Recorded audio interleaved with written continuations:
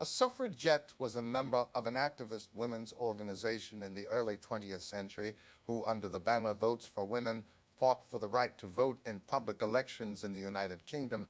The term refers in particular to members of the British Women's Social and Political Union, WSPU, a women-only movement founded in 1903 by Emmeline Pankhurst, which engaged in direct action and civil disobedience. In 1906, a reporter writing in the Daily Mail coined the term suffragette for the WSPU, derived from suffragista, any person advocating for voting rights, in order to belittle the women advocating women's suffrage. The militants embraced the new name in adopting it for use as the title of the newspaper published by the WSPU. Women had won the right to vote in several countries by the end of the 19th century. In 1893, New Zealand became the first self-governing country to grant the vote to all women over the age of 21. When by 1903 women in Britain had not been enfranchised, Pankhurst decided that women had to do the work ourselves. The WSPU motto became deeds, not words. The suffragettes heckled politicians, tried to storm Parliament, were attacked and sexually assaulted during battles with the police, chained themselves to railings, smashed windows, carried out a nationwide bombing and arson campaign, and faced anger and ridicule in the media. When imprisoned, they went on hunger strike, not eating for days or even a week, to which the government responded by force, feeding them. The first suffragette to be force-fed was Evelyn Hilda Burkitt. The death of one suffragette, Emily Davison, when she ran in front of the King's horse at the 1913 Epsom Derby, made headlines around the world. The WSPU campaign had varying levels of support from within the suffragette movement. Breakaway groups formed, and within the WSPU itself, not all members supported the direct action. The suffragette campaign was suspended when World War I broke out in 1914. After the war, the Representation of the People Act 1918 gave the vote to women over the age of 30 who met certain property qualifications. 10 years later, women gained electoral equality with men when the Representation of the People Equal Franchise Act 1928 gave all women the right to vote at age 21. Although the Isle of Man, a British Crown dependency, had enfranchised women who owned property to vote in parliamentary Tynwald elections in 1881. New Zealand was the first self-governing country to grant all women the right to vote in 1893, when women over the age of 21 were permitted to vote in all parliamentary elections. Women in South Australia achieved the same right and became the first to obtain the right to stand for Parliament in 1895. In the United States, white women over the age of 21 were allowed to vote in the Western Territories of Wyoming from 1869, and in Utah from 1869, and in Utah from 1870. In 1865, John Stuart Mill was elected to Parliament on a platform that included votes for women. And in 1869, he published his essay in favor of equality of the sexes, the subjection of women. Also in 1865, a women's discussion group, the Kensington Society, was formed. Following discussions on the subject of women's suffrage, the society formed a committee to draft a petition and gather signatures, which Mill agreed to present to Parliament once they had gathered 100 signatures. In October 1866, amateur scientist Lydia Becker attended a meeting of the National Association for the Promotion of Social Science held in Manchester and heard one of the organizers of the petition, Barbara Bodyguard, read a paper entitled Reasons for the Enfranchisement of Women. Becker was inspired to help gather signatures around Manchester and to join the newly formed Manchester Committee.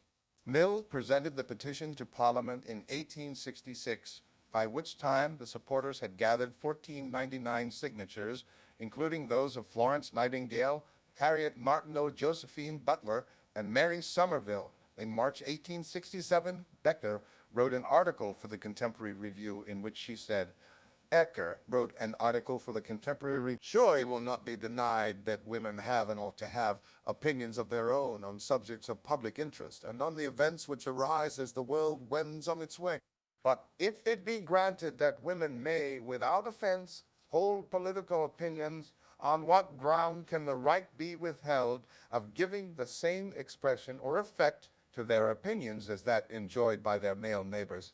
Two further petitions were presented to Parliament in May 1867, and Mill also proposed an amendment to the 1867 Reform Act to give women the same political rights as men, but the amendment was treated with derision and defeated by 196 votes to 73. The Manchester Society for Women's Suffrage was formed in January 1867 when Jacob Bright, Reverend S.A. Steinthal, Mrs. Gloyn, Max Kilman, and Elizabeth Wolstenholme met at the house of Dr. Louis Borchert. Lydia Becker was made secretary of the society in February 1860. Devon and Dr. Richard Pankhurst was one of the earliest members of the executive committee. An 1874 speaking event in Manchester, organized by Becker, was attended by 14-year-old Emmeline Goulden, who was to become an ardent campaigner for women's rights, and later married Dr. Pankhurst, becoming known as Emmeline Pankhurst. During the summer of 1880, Becker visited the Isle of Man to address 5 public meetings on the subject of women's suffrage to audiences mainly composed of women. These speeches instilled in the Manx women a determination to secure the franchise, and on 31 January 1881, women on the island who owned property in their own right were given the vote. In Manchester, the Women's Suffrage Committee had been formed in 1867 to work with the Independent Labour Party, ILP, to secure votes for women. But although the local ILP were very supportive nationally, the party were more interested in securing the franchise for working-class men and refused to make women's suffrage a priority. In 1897, the Manchester Women's Suffrage Committee had merged with the National Union of Women's Suffrage Societies, NEWS. But Emmeline Pankhurst, who was a member of the original Manchester Committee, and her eldest daughter, Christabel, had become impatient with the ILP, and on 10 October 1903, Emmeline Pankhurst held a meeting at her home in Manchester to form a breakaway group, the Women's Social and Political Union, WSPU. From the outset, the WSPU was determined to move away from the state campaign methods of newses and instead take more positive action. It was on October 10, 1903, that I invited a number of women to my house in Nelson Street, Manchester, for purposes of organization. We voted to call our new society the Women's Social and Political Union, partly to emphasize its democracy and partly to define its object as political rather than propaganda. We resolved to limit our membership exclusively to women, to keep ourselves absolutely free from party affiliation, and to be satisfied with nothing but action on our question. Deeds, not words, was to be our permanent motto. The term suffragette was first used in 1906 as a term of derision by the journalist Charles E. Hands in the London Daily Mail to describe activists in the movement for women's suffrage, in particular members of the WSPU. But the women he intended to ridicule embraced the term, saying suffragettes, hardening the G, implying not only that they wanted the vote, but that they intended to get it. The non-militant suffragists found favor in the press, as they were not hoping to get the franchise through violence, crime, arson, and open rebellion. At a political meeting in Manchester in 1905, Christabel Pankhurst and mill worker Annie Kenney disrupted speeches by prominent liberals Winston Churchill and Sir Edward Grey, asking where Churchill and Grey stood with regards to women's political rights. At a time when political meetings were only attended by men and speakers were expected to be given the courtesy of expounding their views without interruption, the audience were outraged, and when the women unfurled the Votes for Women banner, they were both arrested for a technical assault on a policeman. When Pankhurst and Kenney appeared in court, they both refused to pay the fine imposed, preferring to go to prison to gain publicity for their cause. In July 1908, the WSPU hosted a large demonstration in Heaton Park, near Manchester, with speakers on 13 separate platforms, including Emmeline, Christabel, and Adela Pankhurst, according to the Manchester Guardian. Friends of the women's suffrage movement are entitled to reckon the great demonstration at Heaton Park yesterday, arranged by the Women's Social and Political Union, as somewhat of a triumph. With fine weather as an ally, the women suffragists were able to bring together an immense body of people. These people were not all sympathizers with the object, and much service to the cause must have been rendered by merely collecting so many people and talking over the subject with them. The organization, too, was creditable to the promoters. The police were few and inconspicuous. The speakers went by special car to the very old road entrance and were escorted by a few police to several platforms. Here, the escorts waited till the speaking was over and then accompanied their respective charges back to the special car. There was little need, apparently, for the escort. Even the opponents of the suffrage claim who made themselves heard were perfectly friendly towards the speakers, and the only crowding about them as they left was that of curiosity on the part of those who wished to have a good look at the missioners in the cause. Stung by the stereotypical image of the strong-minded woman in masculine clothes created by newspaper cartoonists, the suffragettes resolved to present a fashionable feminine image when appearing in public. In 1908, the co-editor of the WSPU's Votes for Women newspaper, Emmeline Pethick Lawrence, designed the suffragettes as color scheme of purple for loyalty and dignity, white for purity, and green for hope. Fashionable London shops, Selfridges, and Liberties sold tricolor striped ribbon for hats, rosettes, badges, and belts, as well as colored garments, underwear, handbags, shoes, slippers, and toilet soap. As membership of the WSPU grew, it became fashionable for women to identify with the cause by wearing the colors, often discreetly in a small piece of jewelry or by carrying a heart-shaped vesta case. And in December 1908, the London Jewelers Mapping issued a catalog of suffragette jewelry in time for the Christmas season. Sylvia Pankhurst said at the time, "Many suffragists spend more money on clothes than they can comfortably afford, rather than run the risk of being considered outrage and doing harm to the cause."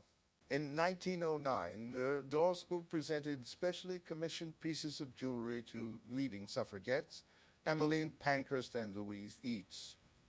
The suffragettes also use other methods to publicize and raise money for the cause, and for 1909, the Pank, Osquith board game were sold by the WSPU. The name was derived from Pankhurst and the surname of Prime Minister H.H. Osquith, who was largely hated by the movement. The board game was set out in a spiral, and players were required to lead their suffragette figure from their home to Parliament, past the obstacles faced from Prime Minister H.H. Asquith and the Liberal government. Also in 1909, suffragettes Daisy Solomon and Elspeth McClellan tried an innovative method of potentially obtaining a meeting with Asquith by sending themselves by Royal Mail courier post.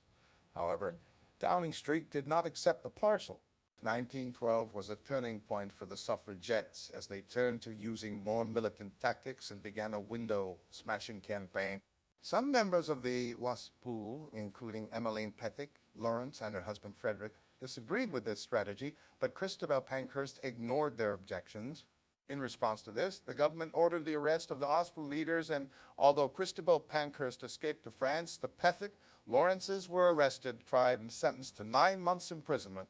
On their release, the Pethick Lawrences began to speak out publicly against the window-smashing campaign, arguing that it would lose support for the cause, and eventually they were expelled from the WSPU. Having lost control of Votes for Women, the WSPU began to publish their own newspaper under the title The Suffragette.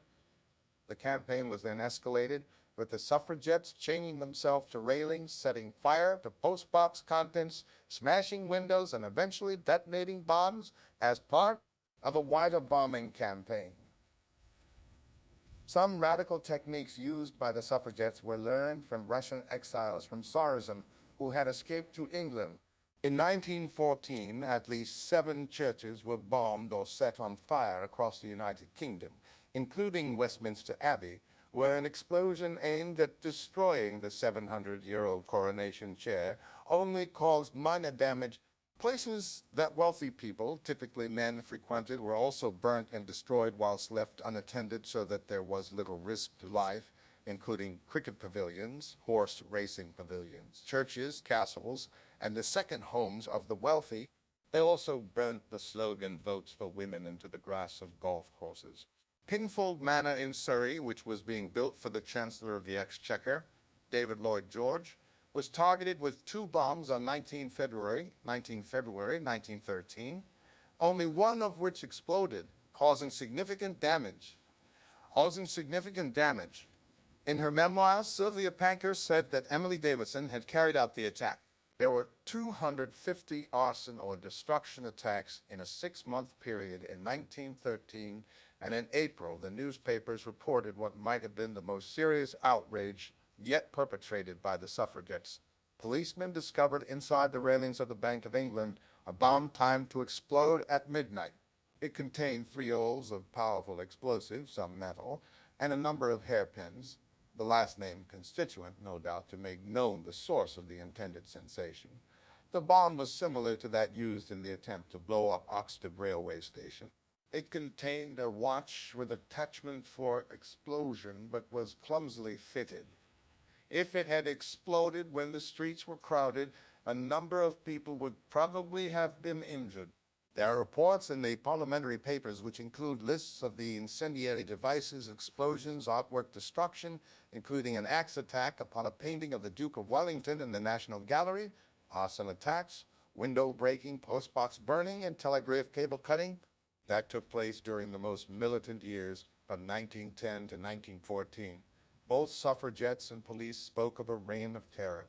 Newspaper headlines referred to suffragette terrorism. One suffragette, Emily Davison, died under the King's horse. Amour at the Derby on 4 June 1913. It is debated whether she was trying to pull down the horse, attach a suffragette scarf or banner to it, or commit suicide to become a martyr to the cause. However, recent analysis of the film of the event suggests that she was merely trying to attach a scarf to the horse, and the suicide theory seems unlikely as she was carrying a return train ticket from Epsom and had holiday plans with her sister in the near future. In the early 20th century, until the outbreak of World War I, approximately 1,000 suffragettes were imprisoned in Britain. Most early incarcerations were for public order offenses and failure to pay outstanding fines. While incarcerated, suffragettes lobbied to be considered political prisoners.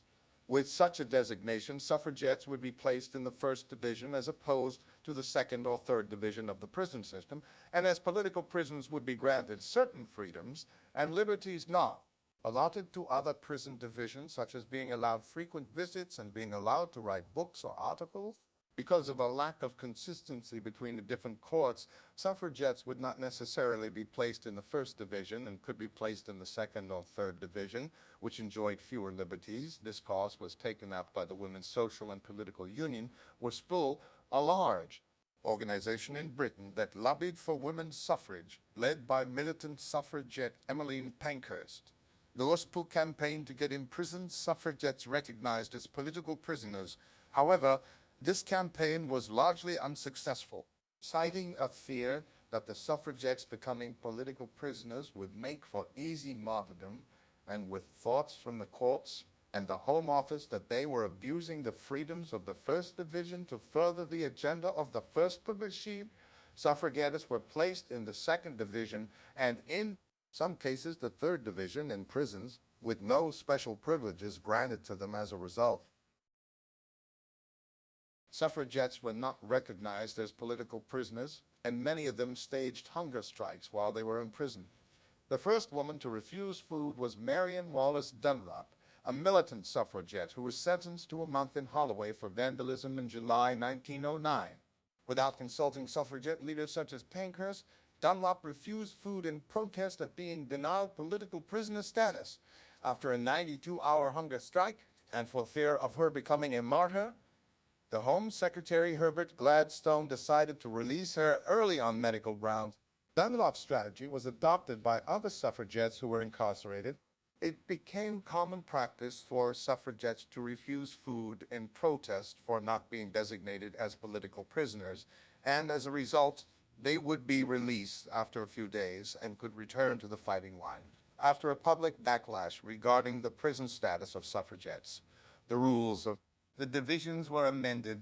In March 1910, Rule 243E was introduced by the Home Secretary Winston Churchill, allowing prisoners in the 2nd and 3rd Divisions to be allowed certain privileges of the 1st Division provided they were not convicted of a serious offense, effectively ending hunger strikes for 2 years. Hunger strikes began again when Pankhurst was transferred from the 2nd Division to the 1st Division, inciting the other suffragettes to demonstrate regarding their prison status.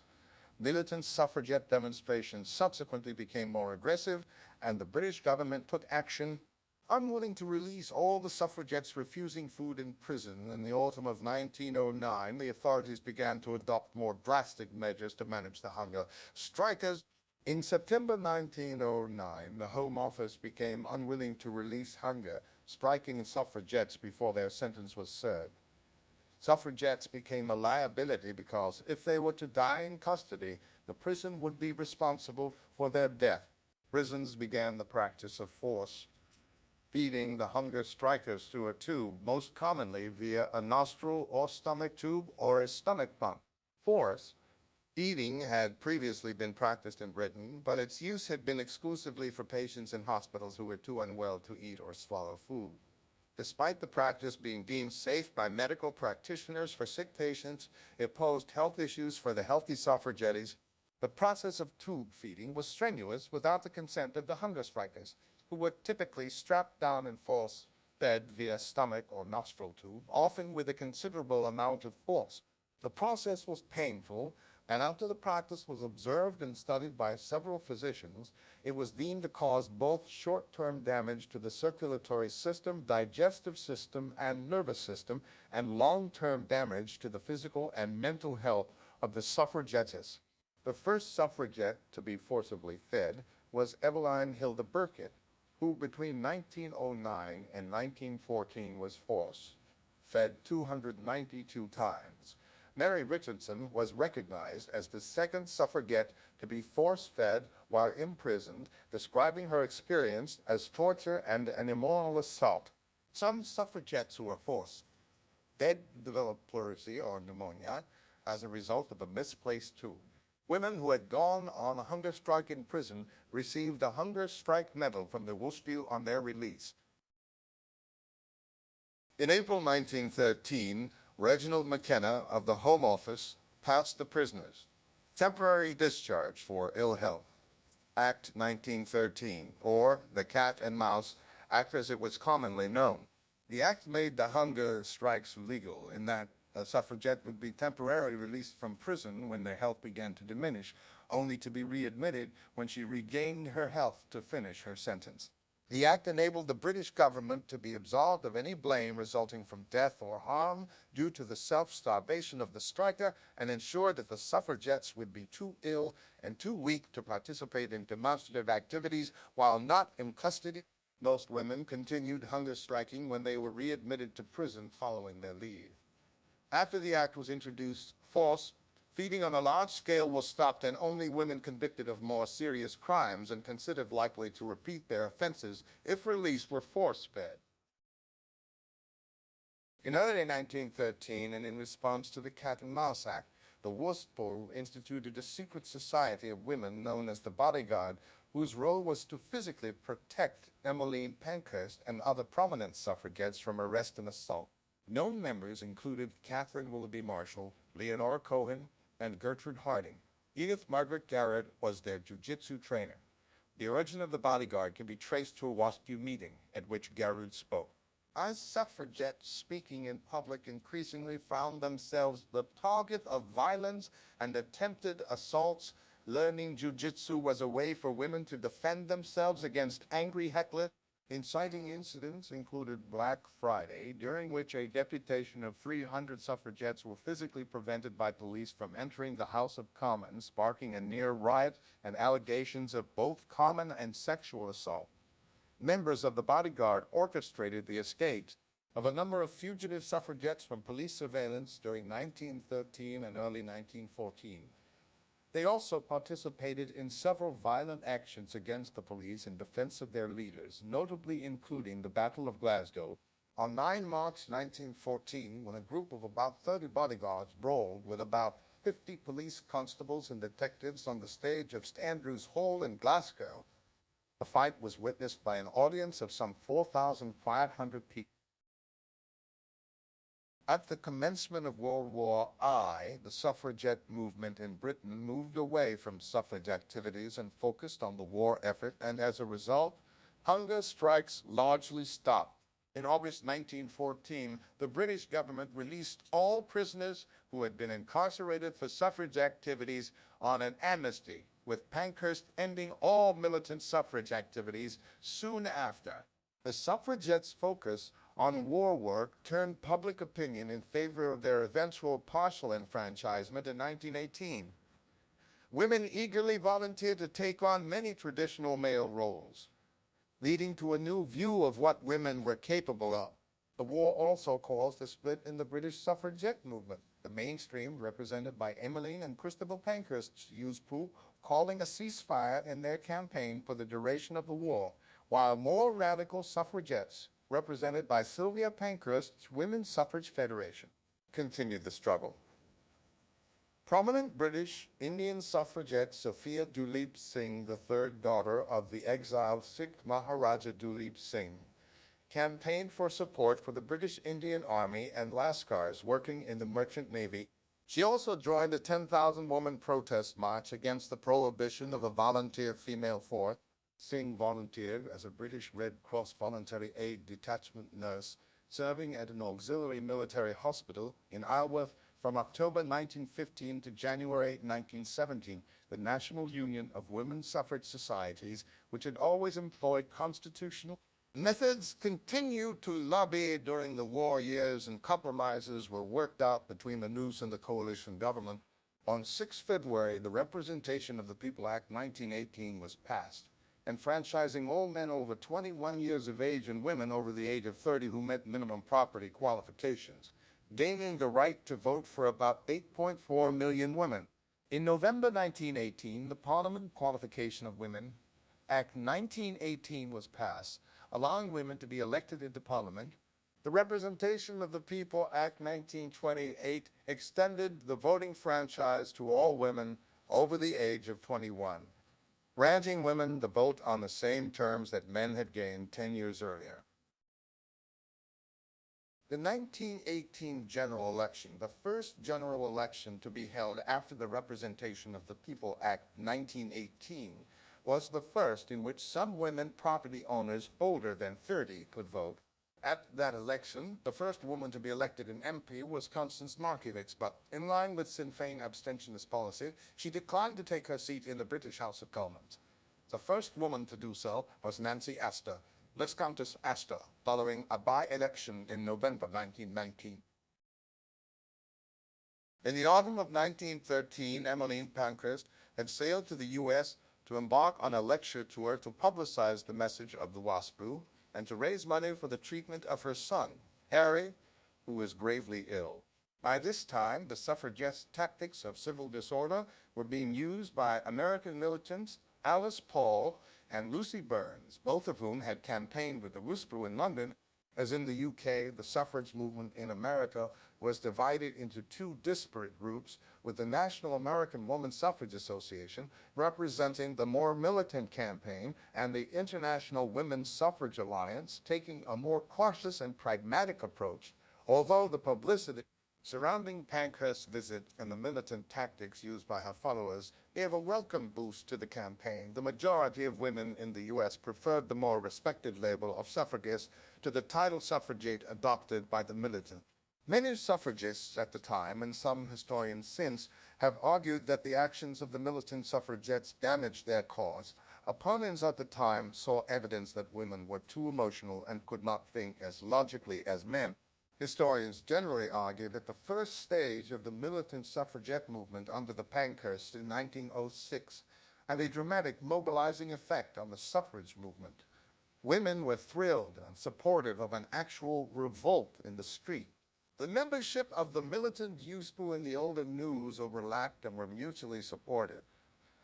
However, a system of publicity, Ensor argues, had to continue to escalate to maintain its high visibility in the media. The hunger strikes and forced feeding did that, but the Pankhursts refused any advice and escalated their tactics. they turned to systematic disruption of liberal party meetings as well as physical violence in terms of damaging public buildings and arson. Searle says the methods of the suffragettes harmed the Liberal Party but failed to advance women's suffrage. When the Pankhursts decided to stop their militancy at the start of the war and enthusiastically support the war effort, the movement split and their leadership role ended. Suffrage came 4 years later, but the feminist movement in Britain permanently abandoned the militant tactics that had made the suffragettes famous. After Emmeline Pankhurst's death in 1928, money was raised to commission a statue, and on 6 March 1930, the statue in Victoria Tower Gardens was unveiled. A crowd of radicals, former suffragettes, and national dignitaries gathered as former Prime Minister Stanley Baldwin presented the memorial to the public. In his address, Baldwin declared, "I say with no fear of contradiction that whatever view posterity may take, Mrs. Pankhurst has won for herself a niche in the Temple of Fame, which will last for all time." In 1929, a portrait of Emmeline Pankhurst was added to the National Portrait Gallery's collection. In 1987, her former home at 62 Nelson Street, Manchester, the birthplace of the WSPU and the adjoining Edwardian Villa, No. 60, were opened as the Pankhurst Center, a women-only space and museum dedicated to the suffragette movement. Christabel Pankhurst was appointed a Dame Commander of the Order of the British Empire in 1936, and after her death in 1958, a permanent memorial was installed next to the statue of her mother.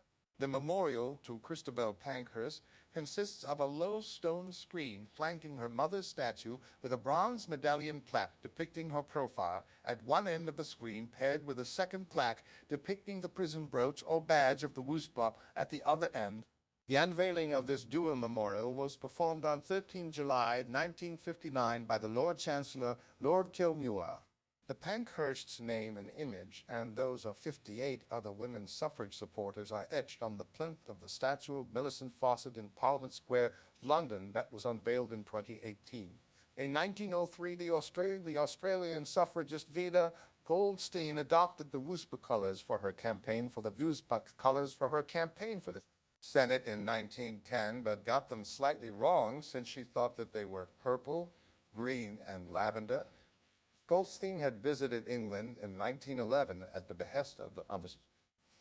Her speeches around the country drew huge crowds, and her tour was touted as the biggest thing that has happened in the women movement for some time in England.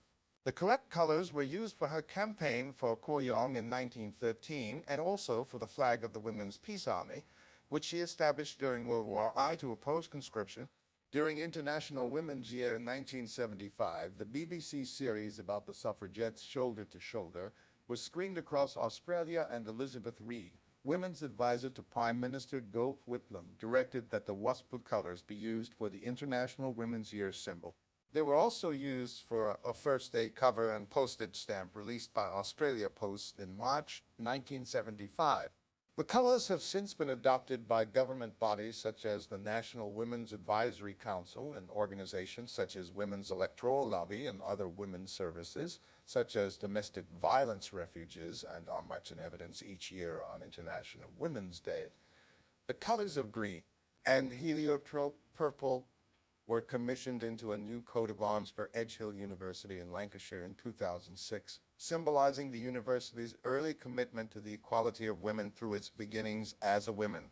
On the college, during the 1960s, the memory of the suffragettes was kept alive in the public consciousness by portrayals in film, such as the character Mrs. Winifred Banks in the 1964 Disney musical film Mary Poppins, who sings the song Sister Suffragette, and Maggie Dubois in the 1965 film The Great Race. In 1974, the BBC TV series Shoulder to Shoulder, portraying events in the British militant suffrage movement and concentrating on the lives of members of the Pankhurst family, was shown around the world. And in the 21st century, the story of the suffragettes was brought to a new generation in the BBC television series Up the Women, the 2015 graphic novel trilogy Suffragetsu, Mrs. Pankhurst Amazons, and the 2015 film Suffragette, In recognition of having meetings at the Royal Albert Hall in London, the suffragettes were inducted into the Hall's Walk of Fame in 2018, making them one of the first 11 recipients of a Star on the Wall, joining Eric Clapton, Winston Churchill, Muhammad Ali, and Albert Einstein, among others who were viewed as key players in the building's history. In February 2019, female Democrat members of the U.S. Congress dressed predominantly in white when attending President Trump's State of the Union address. The choice of one of the colors associated with the suffragettes was to signify the women's solidarity.